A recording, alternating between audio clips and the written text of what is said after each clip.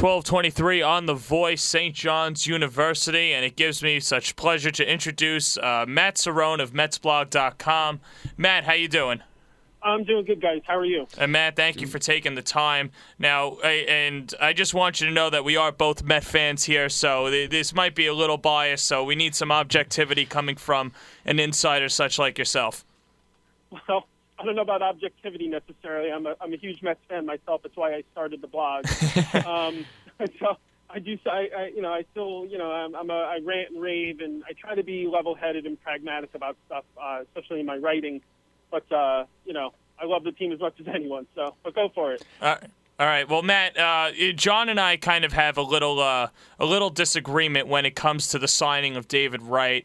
And the problem that I have is that I feel that eventually the Mets are not going to sign him, and that was before they released Jason Bay.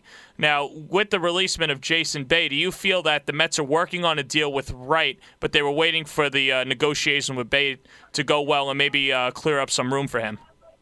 I do. I think that's actually probably accurate. My instinct, and I say this because it's really just an educated guess, but my feeling is that they know what it will take to sign him. I think they're comfortable with what his requests are. The two sides met last week in Virginia, according to a few different reports.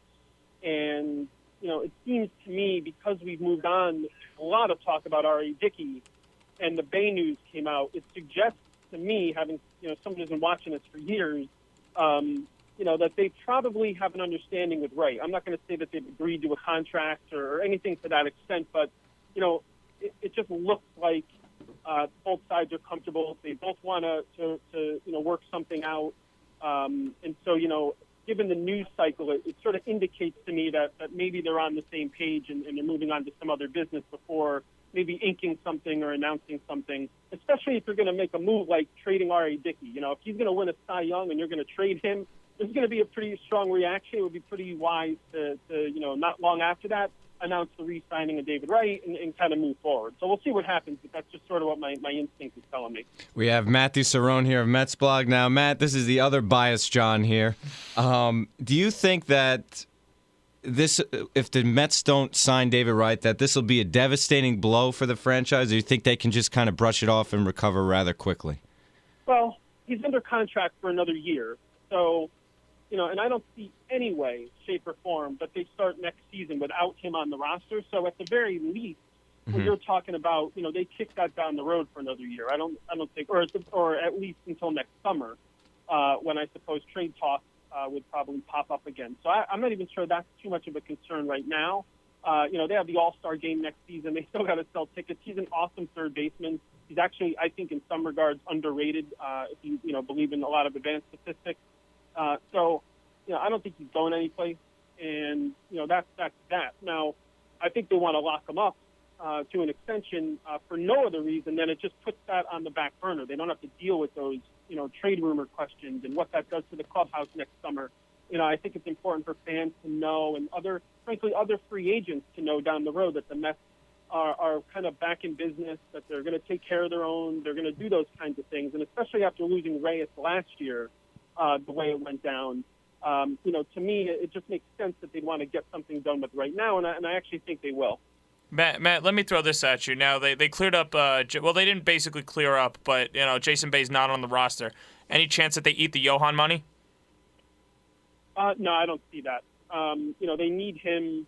They need him in the rotation. I mean, it's that simple. He's making a ton of money, and it hurts. But at the same time, when he was on the mound last year, for the most part, he did really well.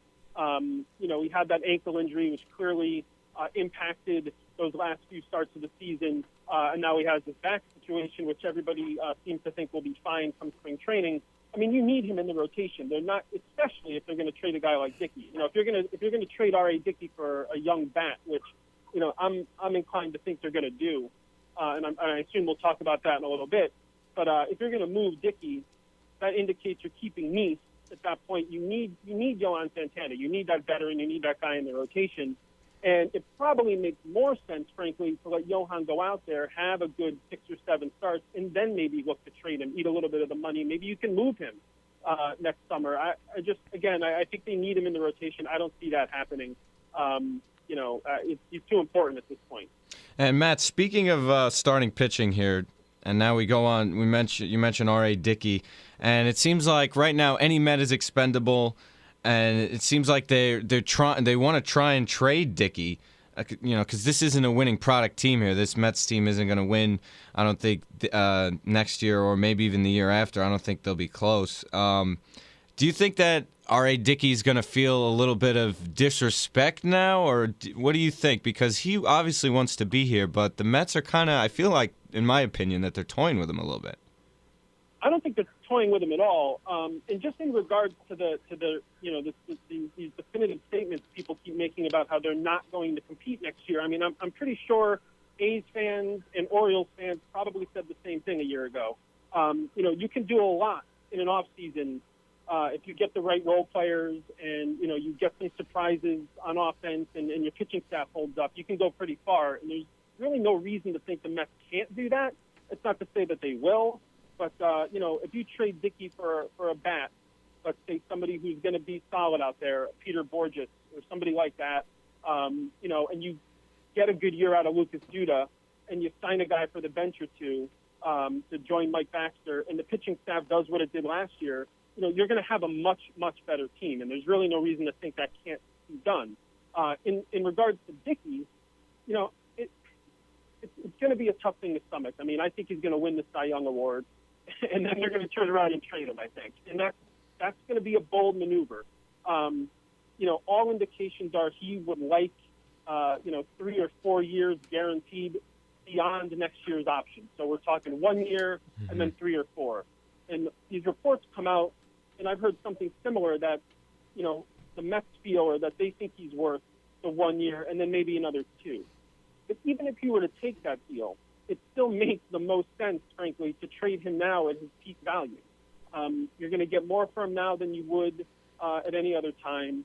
He's got more value to you in terms of bringing in a bat because the upgrade, the Mets farm system. You guys follow the team. You know what they have internally, and you know what the free agent market is.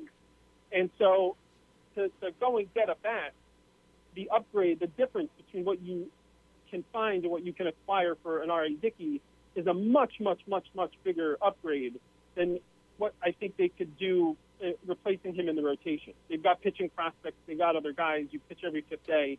I just think that they would make the move for the bat if they could get it. If they can't, then maybe they re-sign him. But to me, I think the trade is out there for them. There's plenty of teams willing to make moves, and Dickey's, very useful if you're a team 1 year away.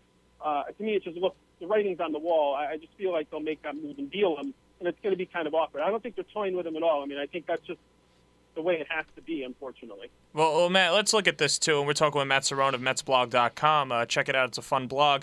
R.A. Dickey's got 2 strikes against him. Let's remember, he is 37 years old. He's not getting any younger. And he throws a pitch that is sort of an enigma, the knuckleball. And he will be mentioned in trade talks. And, it wouldn't be an interesting summer if an interesting winter if trade talks aren't discussed. But having said all that, the Mets did state today, or Alderson did state today, that he doesn't want to trade Ike Davis. Do you think that the Lucas Duda injury kind of handcuffed him a little bit with that? I don't think so. I'm not sure they ever really wanted to trade Ike. You got to remember, this front office is pretty meticulous. They're pretty cold-blooded in the sense that I think they're very analytical. I think the numbers are what they are. Value is what it is, and I don't know that they let emotions or anything really get involved. If you're performing, if you're doing X, Y, Z, I think they value you a particular way, and that's that. And so I don't, for a team that needs power, I'm not sure it ever made sense to consider trading Ike Davis or to actually trade him. But you know what? You turn over every rock, you explore every option, and I wouldn't be surprised if they considered it just because that's what they do. But it makes no sense to move this kid. He's a terrific defender at first base. He's young, obviously had some setbacks there physically coming off that ankle situation, had a slow start. But even at his lowest, at the beginning of last year, he still had his power swing. And then to turn around and be one of the top home run hitters in the second half, if you're going to stand there, as Sandy Alderson does, and talk about power, you can't move Ike, regardless of what happens to Lucas Duda, who actually is an interesting component as well, because there's an argument to be made that, you might be able to package him with a John Means and get a really good package. But I don't think they're going to go that way. I think they'll stick with Duda and see what happens. But under no circumstance do I think Ike is going, and I'm not even sure he was really ever that close to being traded anyway.